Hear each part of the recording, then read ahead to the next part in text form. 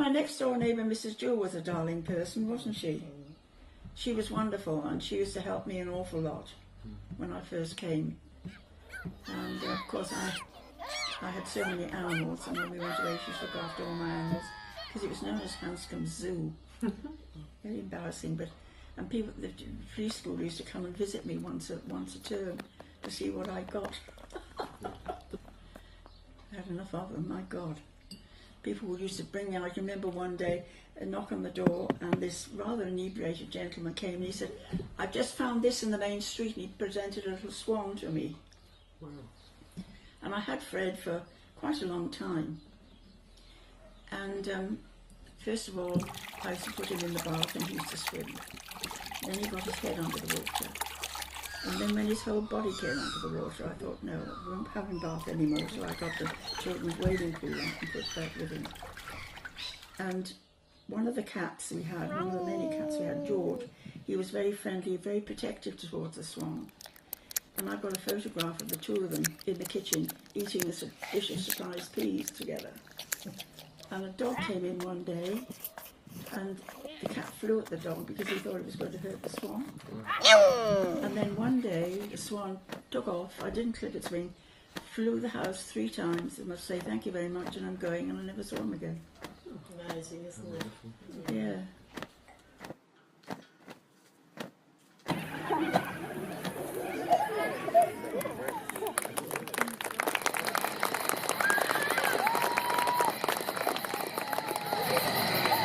And we used to have pictures in the hall that's here now every Saturday.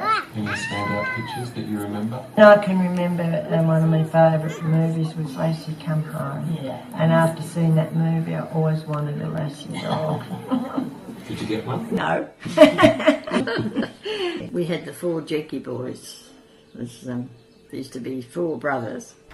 And invariably there was Ian, and all those, and invariably the Jenkins were always the last there and usually running a few minutes late. And the Jenky boys would walk in and there'd be a war cry, "Okay, start it up, the boys are here." It happened every night, it never missed. It was just a war cry at the end for them to come. And I also remember the night that King George died. The picture was going fine, and all of a sudden it just stopped dead and everyone said, "Oh, it's broken down." And the next minute this voice said, "King George VI has just passed away." And that was how we knew that King George had died. This, deep voice coming over, and then the picture went back on. And that was at the old hall. Yeah, the old hall. Yeah. Oh yes, this is all the old hall I'm talking about. The old hall, the picture shows at the old hall, they were absolutely unbelievable. You get down there to see the pictures and all sorts of things. Where was the hall? The hall was down where Winsler's shop is now, and all the Wycliffe side of it rotted out because the guys were pretty nigh on going to the toilet right down the back, so they used the side of the hall and it rotted out so it fell over. Miss Prichter had a little lolly shop down by the hall for the picture theatre, where the picture theatre was. And at half time, when it was interval time, we'd all go into Miss Prichter's shop, and for 1 penny you would get a cigarette and a match, one of those. And we're only kids, we're only, under 10. And you go back into the pictures and sit next to Mum and she'd say, "You've been smoking." "Oh no, I've only been with the big boys, Mum." We used to punch pennies silver and take them into Miss Prichter's and get 2 bob from them. She was, poor old dear, she was half blind. Jack Tully was another character that used to hang around, but more out Staveley way. But when he was a kid, they used to go into Miss Prichter's and he'd say, "We'll give you a stamp for a lolly." And she'd give him a lolly and then he'd stamp on the floor and run out.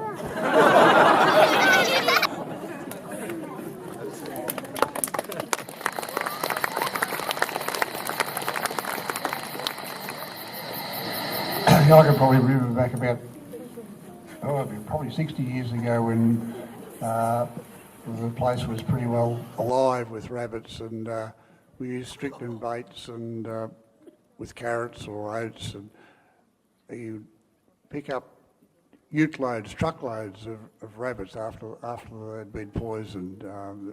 But this day and age, with a bit of 1080, a little bit of poisoning there, but also with the Khaleesi viruses and other viruses, the rabbit numbers, even though we've got a few rabbits still around, it's not a problem at all compared to what it was 50, 60 years ago.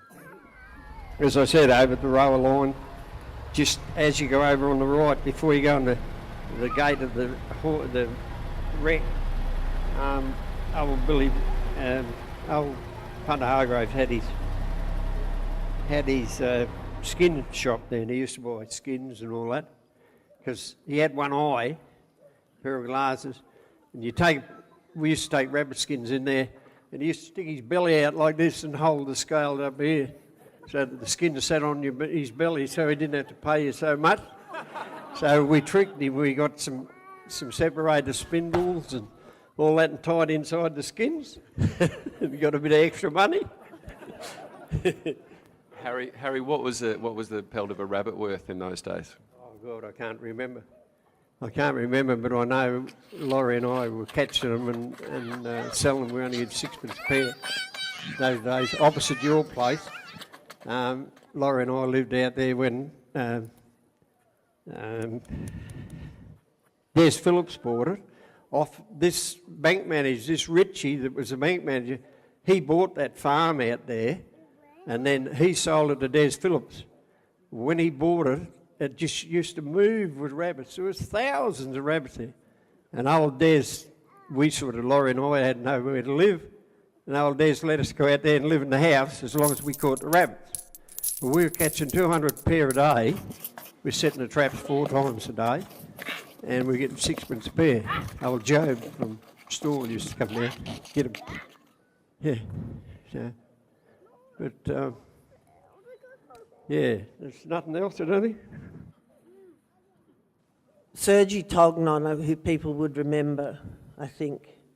He was, we all loved Sergi, and he was in the Mount William Garden for 46 years.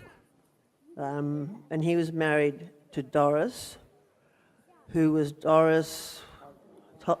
Tognon, but she was Doris White. And Doris actually had the world record. What was it? The world record for the fastest rabbit skinner, and she could skin a rabbit in, I don't know if it was 10 or 20 seconds or something. But she was a wonderful girl, and and sadly she died fairly early.